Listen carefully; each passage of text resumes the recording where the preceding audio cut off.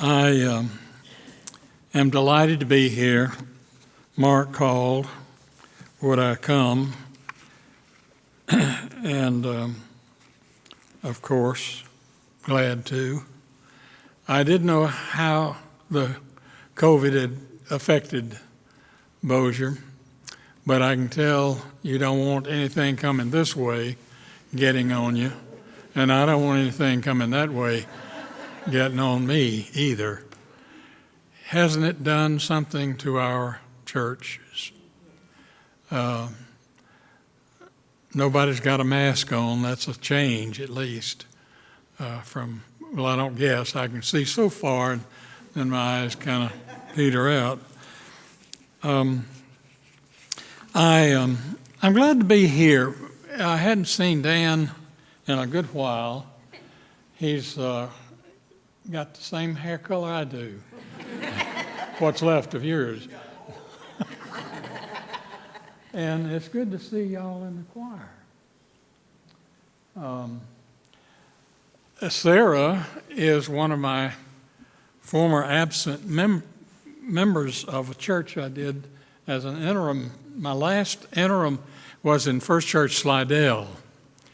And her youth director came to Noel, and she came here. Good to see you. Sione came from somewhere out of space and shocked so many people with his little dress that he came to my office once while I was superintendent, wondering if he should wear his native clothes. I said, sure.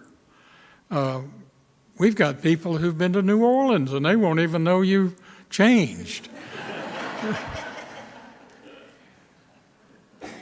And Mark, his dad and I were sitting there choir together, and his mother, some years back. And he's now grown into getting to be a gray-haired old preacher as well. I appreciate his asking. I retired in 2005, and Fane and I have done 15 interims in Arizona, Texas, and Louisiana. The largest was a 10,000-member church in Sugar Land, and the smallest was one down on New Roads, I believe, 4 or 5 members. The last one was at Slidell. We did that for 6 months. And as I told Sarah, I called my bishop and told her that I had her phone number in my phone. And it was on block. Let us hear these words from John's Gospel, beginning at the first chapter, verse 43, and I'm reading from Philip's. Jesus saw Nathanael coming toward him and remarked, "Now here is a true man of Israel. There is no deceit in him." "How do you know me?" returned Nathanael. "When you were under the fig tree," replied Jesus, "before Philip called you, I saw you." At which Nathanael exclaimed, "Master, you are the Son of God. You are the King of Israel." "Do you believe me?" replied Jesus, "because I said I'd seen you underneath the fig tree? You're going to see something greater than that. Believe me," he added. "I tell you, all that you will see in heaven, you will see heaven wide open and God's angels ascending and descending around the Son of Man." The Word of God for the people of God. Thanks be to God. When you were little, younger, did you ever play hide and seek? Anybody? Some few of you. Did some of you? Oh, man. Great. hide and seek was a fun game. It taught us a deep theological lesson that we were unaware of. You remember how it was played? You had an it, and they were the ones who were to count to 100 or whatever number you decided on, and everybody else hid. And you hid anywhere, in the barn, in a closet, in a box, behind the shrubbery, whatever place you thought you were hidden. And then the seeker, the it, would come, and when they found you, you became it. And you were the one next to count the numbers, and everybody else hid, and it went on and over again. It was fun. Sometimes someone would not want to be found, and they would hide in a place that you could not find them. And after a while, the other participants would get bored and play marbles or something else and forget about them. And they just had to be there, lost, hiding. Have you ever been it? Some of you? Some of you were it? It's, here's Nathaniel. Well, this gospel of John is so magnificent. It gives us the whole creation story in one paragraph as a New Testament address, not as the Old Testament. It is a new vision, a new metaphor for creation. In the beginning, God created heaven and earth. God expressed himself in that word which is God, was God. He existed with God from the beginning. All creation took place through him, and none took place without him. In him appeared life, and this life was the light of mankind. The light still shines in the darkness, and the darkness has never put it out. Nathaniel is that story claiming him is in the middle of the call of the disciples. All of them have been hiding. They've been hiding from whatever it was that held them back to be followers of the way. They were a people who followed the law, the 10, plus Leviticus, plus thousands of other laws. And as Nathaniel found himself hiding under the canopy of God, the fig tree, a safe place, Jesus sees him and sees there's no deceit in that Jew. He knows to be hiding under the care of God. Nathaniel, he is one who is caught. But all the other disciples, in their hiding from whatever it was they were hiding from, were caught. Just 12 men who were good, faithful, possibly, or incorrigible, I have no idea, Jews who were caught and then turned into its. You know the stories. They didn't know Jesus. They didn't know anything about that. John's around baptizing with water, calling people to something that was visible to him in a way and a mystery to him totally. But there was something happening in the time, in the world, in their lives. And they wanted to know who he was. They asked John, "Who are you?" And he quickly replies, "I'm not the Messiah, but the one coming, I'm not worthy so much as to tie his sandals." But they were all hiding. What were they hiding from? Jesus exposed them right off the bat. He goes to Bethsaida, and right off the bat, they need a little more wine. They're running low on wine, and there's nothing more frustrating to one who's giving a great party than to run out of wine and saving the worst for the last. But his mama says, "Go make some wine." And he does. And you remember the story of how that wine was the best, and they complained about it, or told stories about it, or said something. Why would one serve the best wine last? What was that story about?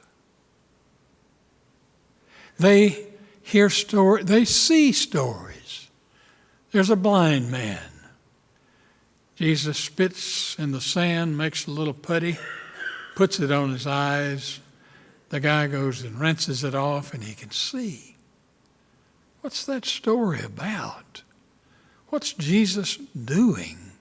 Remember the woman at the well who's not even living with, well, she's living with her fifth guy. And Jesus knows it, or so the story goes. And he tells her, the one you're living with now is not even your husband. And she goes into town and tells him, "Here's someone I gave water to," which a Jewish woman would not give water to a man, strange man, who knows everything about me. There was another woman who was caught in the very act of adultery. You remember what the law said? Stone her. And they take him to Jesus so he can throw the first stone. And you know what he did? You remember that story? You know what he said to her? "Now don't you do this anymore." And if she did, you know what he said to her then? "Don't you do this anymore." And if she did again, he said, "Don't you do this anymore." Why? Well, we said something about it in the creed. I believe in the forgiveness of sins. He told a story about how many times to forgive. 70 times 7. How many is that? That's several. Can't you just see all of us in our hidings today, missing the point of the stories that you learned in elementary grade school in your church at the time, where some old woman or man told you the stories of Jesus? You remember those stories? And you remember them, but you hide from them. Because all of the stories of Jesus are about helping the hurting, hungry, homeless, and helpless. And we hide from it. If you don't believe it, turn up your TV so you can hear it. We hide from it. We shield ourselves from the pain that is in this world. Right here, right now. We're all guilty of hiding and hoping not to be found. But friends, we've been found. We have heard the word. And the word is, you're forgiven. You are the light of the world. Not somebody else. You and I are the light of the world. The light of God that dwells within us shines in the darkness. The darkness has not and will not put it out. Our hiding. What are you personally hiding from? Hiding from dying? Well, it'll happen. Give it time. Some of us, like myself, when we go to the doctor, I want to go to the doctor and go in, see them, and come out. Go have a hamburger or something. I don't want to wait. In fact, if I have to wait over 15 minutes, I usually just get up and leave. I don't have that long to live. What are we hiding from?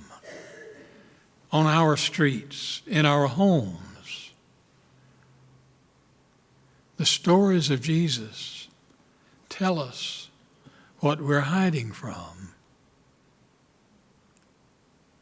I can see us, all of us, the whole world, all lined up together before the throne of God. And Jesus is standing there. Isn't that what the creed says? And I believe in the resurrection of the dead. I believe in forgiveness. And we're all standing there, sinners and saints. And the word comes. Your name is called. William, you're forgiven. Adolf, you're forgiven. Any name you want to call out, you want to remember, you are forgiven. We in the church have a great gift, and we're sitting on it. It's not our pocketbooks. It's the light that dwells within us because of the life and the death and the resurrection of Jesus Christ. We have the power to heal the hurting, the hungry, the hopeless, the helpless. We don't have to bring up. I remember I was doing an interim in 06 or 07 at Asbury, and in North Bossier, almost every house seemed to have a big sign out front, the 10 Commandments. And I thought, I didn't know there was that many Hebrews in Bossier. Not a one of them had love your neighbor, and the second's just like that. Love the Lord your God. Love your neighbor. No, the word was follow the 10 Commandments. And then you've got Leviticus, and you've got some others. And today we've got the situation we're in right now, within the church, beyond the church, in whatever borders there are. We have a key word. You're it. You and I are the ones who reflect the very life, death, and resurrection of Jesus Christ in all our going-ons. we lift up the hurting, the hungry, the homeless, the helpless. Why? Because we've been found, and we're it. Amen?